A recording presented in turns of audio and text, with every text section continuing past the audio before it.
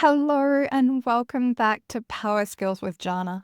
I'm Janna Jones, your leadership development specialist, coach, and mentor, and I am so incredibly glad that you're here. Today's episode is what I believe is the greatest life hack. It is one of the most powerful skills that you can develop, not just as a leader, but as a human being. Your ability to choose what you give your focused effort, attention, and energy to. Because what you focus on, you amplify. I'm going to repeat that again. Because what you focus on, you amplify.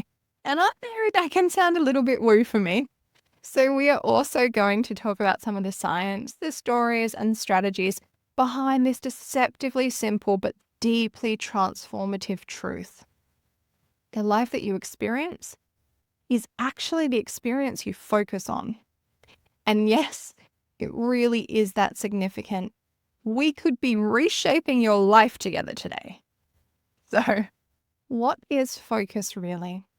Because it isn't just what you pay attention to, it's what you give your energy to, what you validate, what you nurture, and what you grow. It's your mental filter. It's the lens through which you start to see the world that shapes your version of reality, moment to moment and day by day. Have you ever had one of those days where something small goes wrong and then suddenly everything felt like it was falling apart?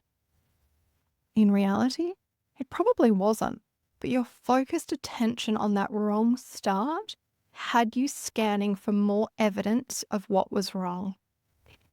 That's how powerful our focus is. Our brains can be really lazy with so much information coming in every second. We are wired to take shortcuts, seeking out patterns, confirming beliefs, and protecting us from perceived threats as well. That wiring can often end up working against our sense of well-being, confidence, and clarity unless we learn to consciously take back the reins. Let's bring in some neuroscience and psychology into the equation for a moment, because if you're anything like me, it helps to feel like there's some neurological stuff that's going on. And I'm not just being dramatic when it feels like nothing is going right for me today. So our reticular activating system, or RAS, is the part of our brain that acts as a filter. It sifts through millions of pieces of sensory data every second to decide what to bring into our conscious awareness.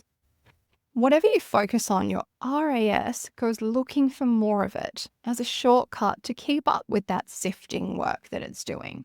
So if you believe, I'm not good enough, or nothing's working for me today, your brain will keep scanning your environment for validation of that, especially if it's something that you've paid attention to before and therefore focused on it as valuable and meaningful. Our RAS wants to give us valuable and meaningful information, right?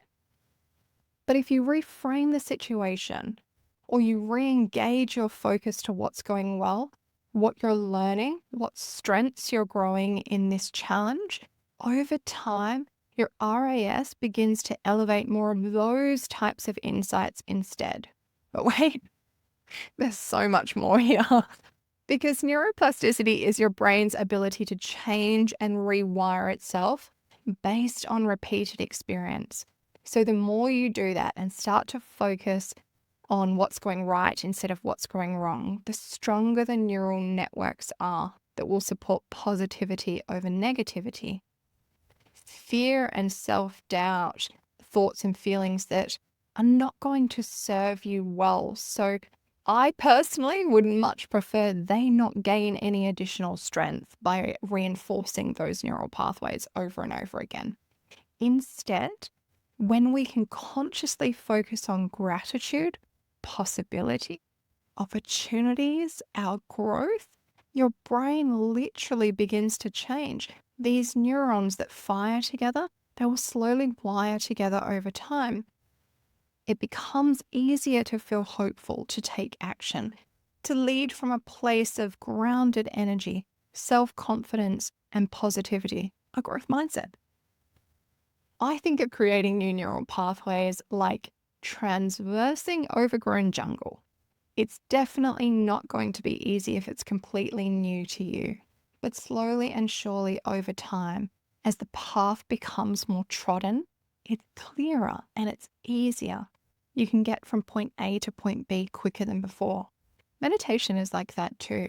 It is hard for everyone at first, and actually, that's to do with our neural pathways because our brain is definitely not a muscle, contrary to popular anecdote. Cognitive behavioural science also explores how our thoughts create our emotions then influence our behaviours, and our behaviours shape our outcomes. Therefore, our outcomes all start with perception, the way we view and think about situations, people, and experiences. So, for example, if I think of something as a problem, I may feel a level of anxiousness in having to manage or deal with that problem. Perhaps that has me burying my head in the sand and avoiding it, leading to an outcome where the problem has potentially gotten far worse. If instead, using the same CBT loop of thoughts, emotions, behaviors to outcomes, I think of the problem as a challenge to be overcome, to learn and to grow from. So emotionally, I'm going to feel far more energized by this as an opportunity. Behaviorally, I'm likely to lean into it, to take on the challenge head on, and exponentially more likely to have a positive outcome as a result. Of course, then, when you shift your attention to what is possible, what's working, what you're grateful for, you start shifting your emotional state, your decisions, and ultimately your results. So why does this matter so much as a leader? Because your focus doesn't just shape your experience, it also shapes how those around you experience you. If you focus on what's missing instead of what's working, who's failing instead of who's trying, the risks instead of the opportunities, you're leading from a place of scarcity, fear, and control. But if you focus on effort and progress, creativity and possibility, strengths and learning, you're leading from abundance, curiosity, and trust. Your team will mirror what you role model. Your focus is actually contagious. It expands far further than that as well. Your kids, your team, your family, your partner, your friends, those around you will mirror what you role model. Your focus on the opportunity over the lack is absolutely contagious. In a world full of noise, distraction, and pressure, what you choose to amplify starts to matter so much more than ever. So what's in it for me? WIFM is one of my favorite acronyms.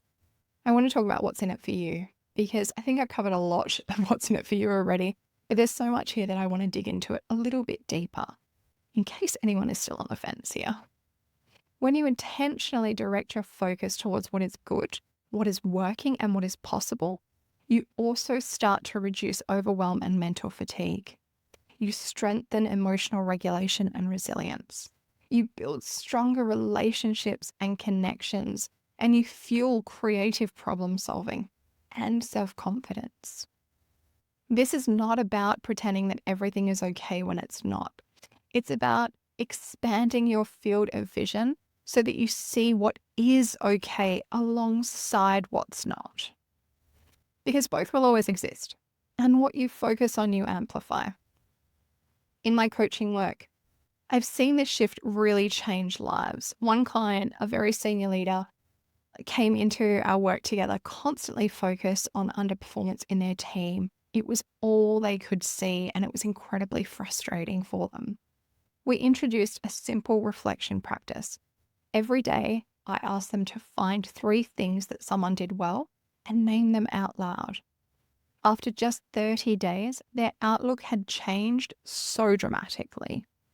They weren't ignoring issues, they just weren't ruled by them anymore. For another 30 days, we focused on acknowledging those things, one a day, positively affirming where good work was being done and giving feedback. And guess what? performance improved, engagement improved. The team started focusing on their strengths too.